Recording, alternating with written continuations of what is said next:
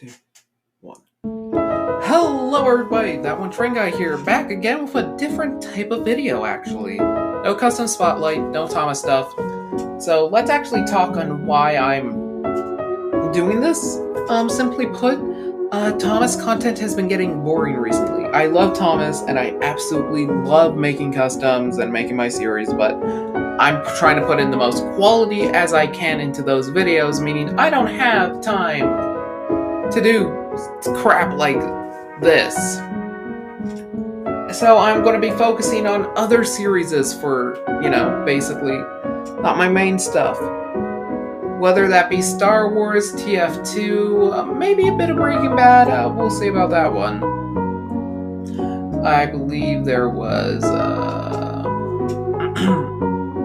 what else was there? I believe there's another series I'm wanting to talk about. It's just slipping my mind at the moment. Let me just check.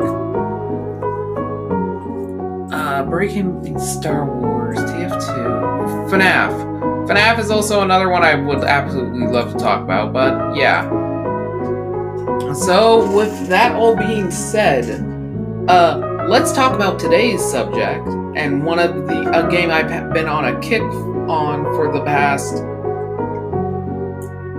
few weeks, OMORI.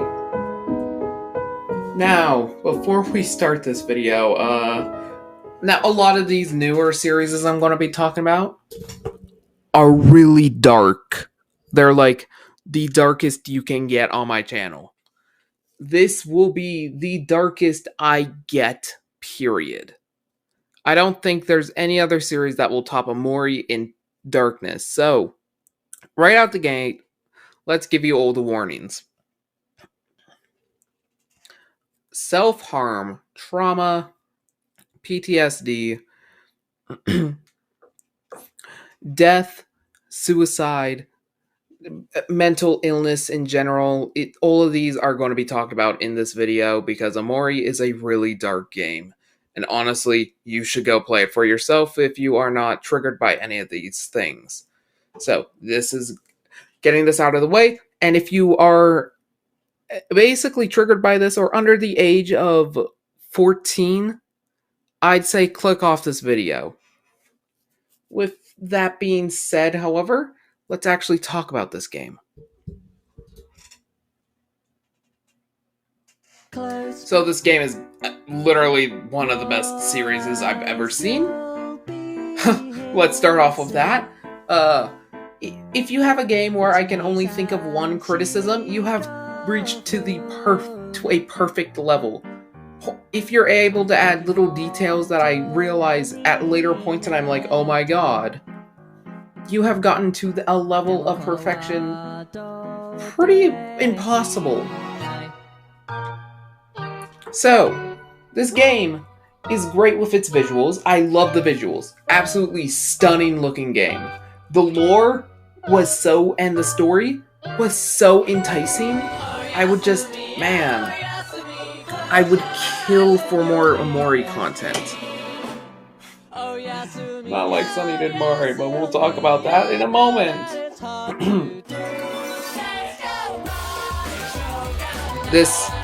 The game's visuals, I can't judge the gameplay itself, but it looks really enticing.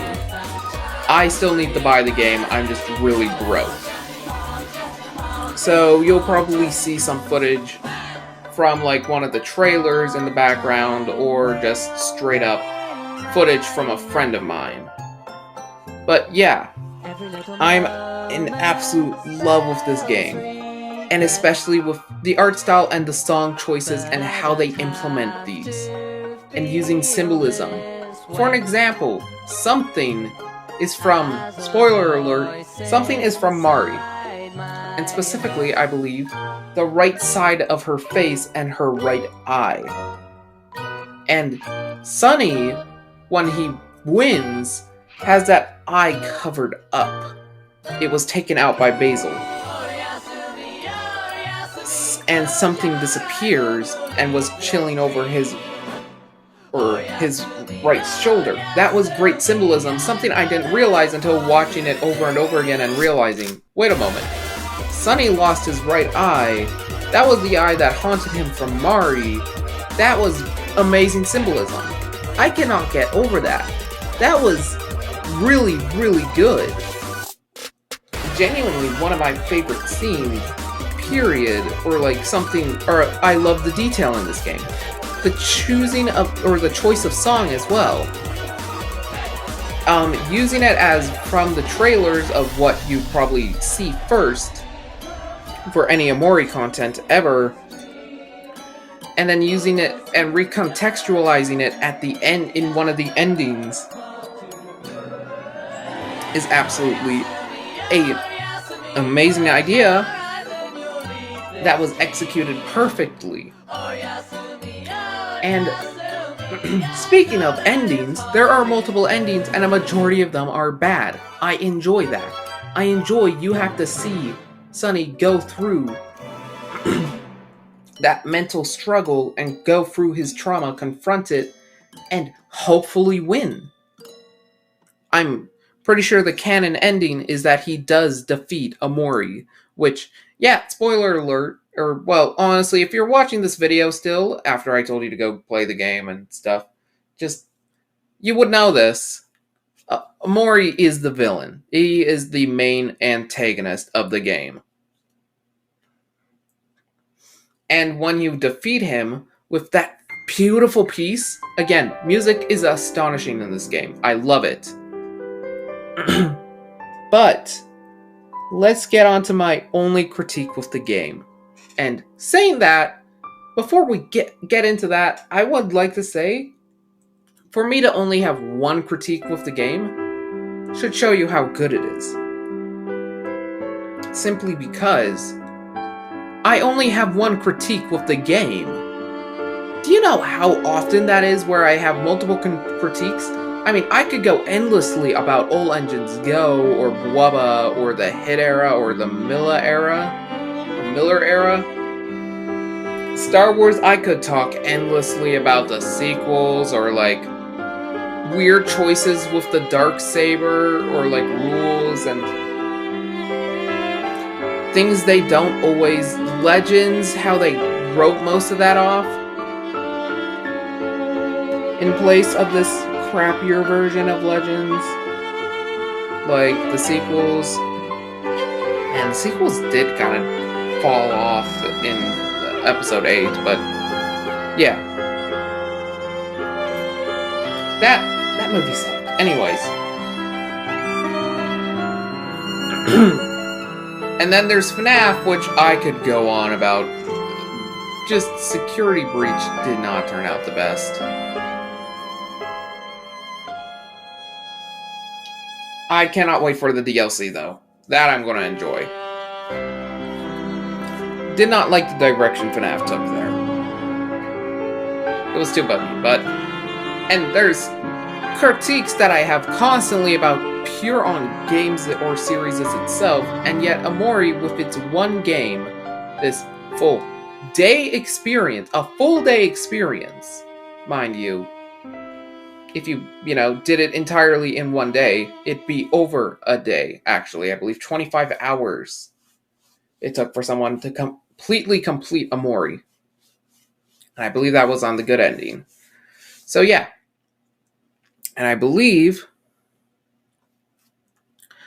OMORI, it is one of the best games.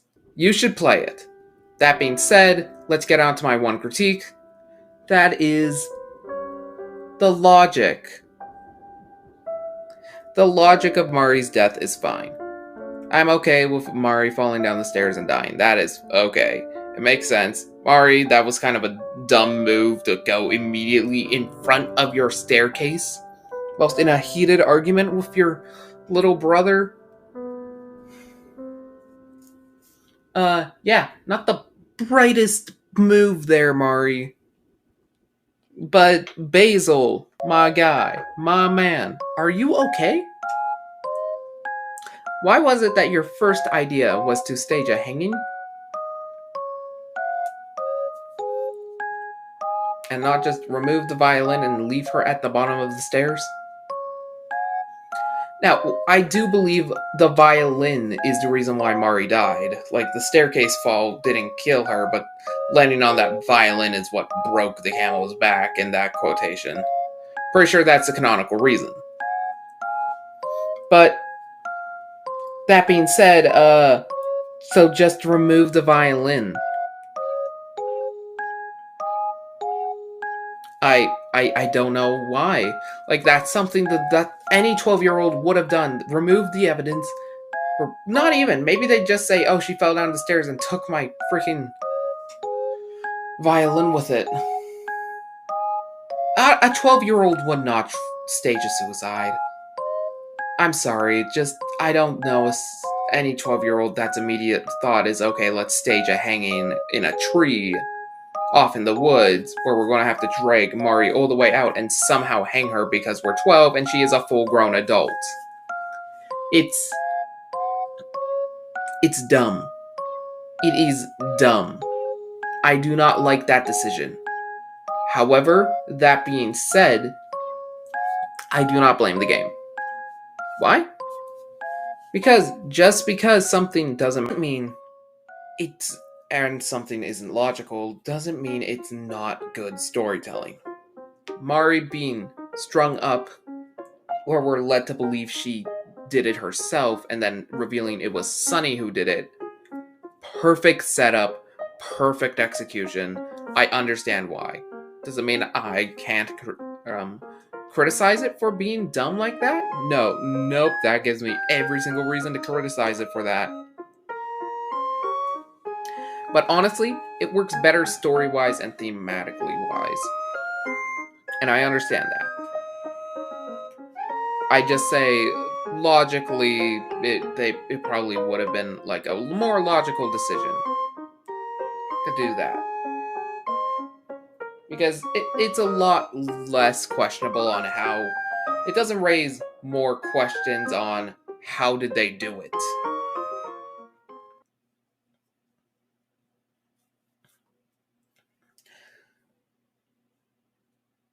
So yeah, in conclusion, OMORI is one of my favorite franchises at the moment. I am on an extreme OMORI kick, and like, the endings are amazing, the music's amazing. Honestly, I'm willing to listen to a soundtrack for ages. Characters are great. The entire story is great, although it needed a tiny bit of thinking between the Mari's death, because, yeah, that wasn't very logical now, was it? And it's not like... But it works well for the setup. The true ending, now that's something I see a lot of people have a problem with, but I don't, simply because it's okay that they left it obscure. I think that lets us fill in what we think the characters would have reacted when they found out the truth. Me personally, I think that they would have forgiven him. He was a 12-year-old. I don't think they could hold a grudge for over a 12-year-old making a stupid mistake. I feel like they'd probably be more mad at Basil for staging the hanging, but okay. For more of the staging the hanging part than anything, which honestly I'd probably be checking on Basil going, are you okay, dude? That's not normal. But yeah, other than that, I absolutely love this game. All in all, I think even with that one criticism, I think the game and like the story itself is a 10 out of 10. I cannot wait to truly play this game, and you might be asking, why are you talking about this then? I know everything about it. I have watched too many video essays. And Emily, if you're watching this, I blame you. So, yeah. I know the audio is a bit different for this last bit, but that's because it cut off there. Hope you all enjoyed this new style of video. This is That One Train Guy, signing out. Later.